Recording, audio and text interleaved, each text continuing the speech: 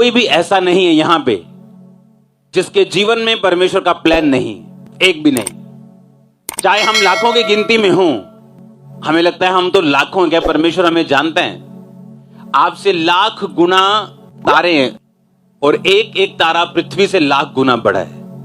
वो इतना बड़ा परमेश्वर है, उसको उसकी निगाह से देखना है। जब ये मिनिस्ट्री स्टार्ट हुई 2008 में, 2007 में जब मैं खामरा में था, तो मैं आपको ये बात बता चुका हूं कि ऐसे 2 घर थे जो पवित्र आत्मा ने मुझे खुद जाने के लिए बोला था। मेरे को एड्रेस नहीं मालूम था, जानता नहीं था, पहचानता नहीं था, एरिया नहीं मालूम था, बिल्कुल नया था इस एरिया में, क्योंकि मैं मॉडल टाउन का रहने वाला था, जलंधर। जब मैं यहां आया तो होली स्पिरिट ने मुझे बोला इस साइड, इस गांव को जा। उस गांव को मैं गया। अब आगे जा, आगे गया, अब इस गली मुड़, अब जाके पूछ यहां क्रिश्चियन कौन है। कहते यहां एक ही क्रिश्चियन घर है ये। उस घर में मैं गया। मेरे को डर नहीं होता था ऐसे कि जय मसीह की, जय मसीह की, किदा है जी, मैं इदा आया जी, तुसी किदा जी, मैं इदा जी। आप जानते हैं उस घर की टेस्टिमनी क्या?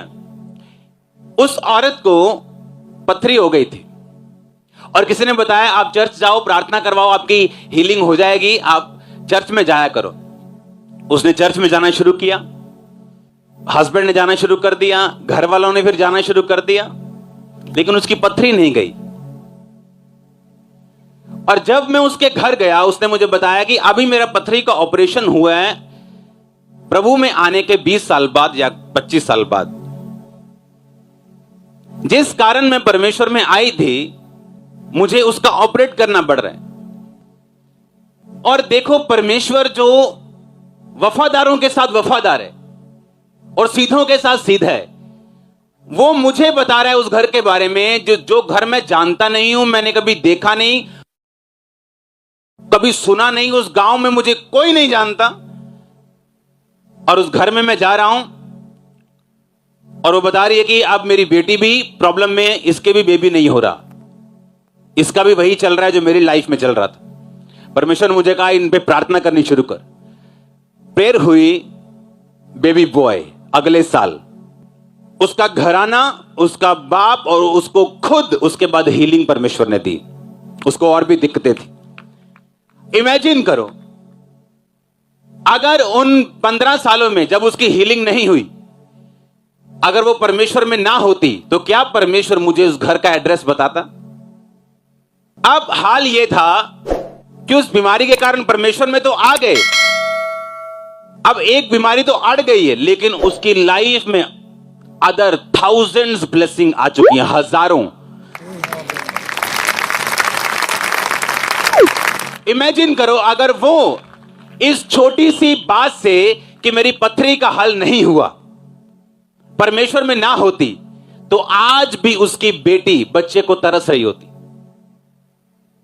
आज भी उसका हस्बैंड हीलिंग को तरस रहा होता, आज भी वो दूसरी हीलिंग्स के लिए तरस रही होती। कई बार परमेश्वर एक छोटी चीज को पकड़ के रखता आपकी लाइफ में, आपकी वफादारी को जांचने के लिए, आपकी जेन्युइनिटी को परखने के लिए, आपके विश्वास को समझने के लिए, क्या आप सचमुच परमेश्वर के पीछे हैं। क्योंकि कुछ संतानें होती हैं जिनको बाप से कम बाप की प्रॉपर्टी से ज्यादा प्यार होता है। वो बाप की प्रॉपर्टी तो चाहते हैं लेकिन बाप को नहीं चाहते। लेकिन कुछ बच्चे ऐसे होते हैं जो बाप को चाहते हैं। तो परमेश्वर मेक श्योर करना चाहता है कि आपको उस डेस्टिनी पे ले जाने के लिए, उस मंजिल तक, उस हायर कुर्सियों तक, उस लेवल तक लेके जाने से पहले वो परखना चाहता है कि आप उसकी प्रॉपर्टी के पीछे हैं या आप अपने बाप के पीछे हैं। लेकिन आज का विश्वासी, अगर उसकी लाइफ में कोई झटका लगे, कोई करंट लगे उसको, क्या वो वही विश्वास में बना रहेगा जो उसको तब मिला था जब उसकी जिंदगी में एक बड़ी गवाही पैदा हुई थी? बड़ी गवाही अच्छी है, लेकिन बड़े विश्वास से थोड़ी कम है। अच्छा है परमेश्वर आपको बड़ी गवाही दे, लेकिन उससे भी उत्तम है कि आपके अंदर बड़ा विश्वास हो। क्योंकि अगर बड़ा विश्वास हुआ तो बड़ी गवाहियां रोज पैदा होंगी आपकी लाइफ, एवरी डे। आपके बच्चे आपका फाइनेंस, आपका कैरियर, आपकी लाइफ, आपकी मिनिस्ट्री, जिस भी स्ट्रीम, जिस भी एरिया में आप बुलाए गए हैं परमेश्वर के द्वारा, आप उस एरिया में अपने मास्टर होंगे और बेस्ट होंगे। और यही पवित्र आत्मा का काम है। वो जानता है आपने कहां जाना है, वो जानता है कि परमेश्वर की प्लानिंग आपकी लाइफ में क्या है, वो जानता है किस ग्रेटनेस में परमेश्वर आपको लेके जाना चाहता है। और सबसे बड़ी बात, वो कभी भी आप पे जाहिर नहीं करता कि आप किस लेवल पे जाएंगे। आपके विश्वास को परखने के लिए, चेक करने के लिए आपको। आमीन। और जब आपको यह मालूम हो गया कि पवित्र आत्मा आपके लाइफ में आपको लेके जाएगा ग्रेटनेस की तरफ, वो आपको परखेगा, आपको चेक करेगा, हर वो चीज आपकी चेक की जाएगी। आपको चेक किया जाएगा कि पौलुस की तरह जब आपकी लाइफ में जेल है और पौलुस परमेश्वर से क्वेश्चन कर सकता था कि परमेश्वर, जितना मैं सामर्थी हूं, जितना मैं प्रचारक हूं, जितना मुझे समझ है, जितनी कलीसियाएं मैंने स्थापित की हैं, क्या ये अच्छा नहीं है कि मैं जेल में ना रह के तेरा काम करूं? हां या ना? बुद्धि क्या कहती, सेंस क्या कहती कि पौलुस को जेल में नहीं होना चाहिए। अगर परमेश्वर पतरस को अपना दूत भेज के छुड़ा सकता है, पतरस जब जेल में था, उसे बंद कर दिया जेल में, दूत आया, उसकी पसली पे टैप किया, उठा, उसे ऐसा लग रहा था मैं दर्शन देख रहा हूं, मैं सपना देख रहा हूं। उसने उठाया, उसकी जंजीरें खुली, सारे दरवाजे अपने आप खुले। और जब दरवाजे खुले तो अभी पतरस लग रहा था कि मैं दर्शन देख रहा हूं। जब वो अपने घर पहुंच गया तो उसको मालूम हुआ मैं दर्शन नहीं देख रहा हूं, मैं रियलिटी में हूं। मैं ये कहता हूं, अगर परमेश्वर पतरस को छुड़ा सकता था, क्या वो पौलुस को नहीं छुड़ा सकता था? अगर वो पतरस को भेज सकता है दूतों को छुड़ाने के लिए, तो पौलुस को क्यों नहीं भेजा? क्योंकि हम इंसानी दिमाग से सोच रहे हैं। अगर उस समय की पॉपुलेशन आप कितनी लगाते हो पूरी दुनिया की, आज से 2000 साल पहले, बहुत कम।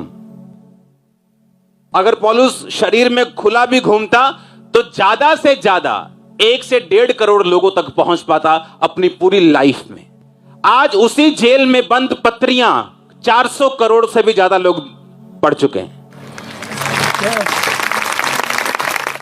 अब बोलो, अब फायदा हुआ कि पहले था? लेकिन अगर शैतान जब ड्रामा करता है माइंड में, हां पता है ना ड्रामा, तू ऐसा क्यों है? अगर परमेश्वर है तो ऐसा क्यों है?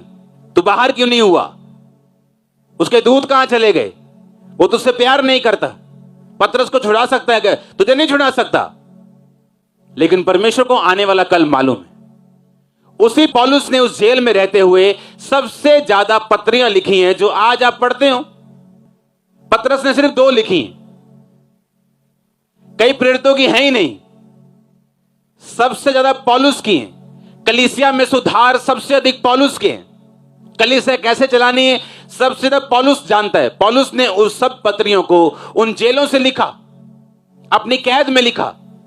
उस कैद में रहते हुए उसने दूसरे लोगों को बदला, पलटन को बदला, सिपाहियों को बदला, सेनापतियों को बदला। और आज आप उसको सुन रहे हो, पौलुस को पढ़ रहे हो सबसे ज्यादा, क्योंकि यह परमेश्वर का प्लान था उसकी लाइफ में।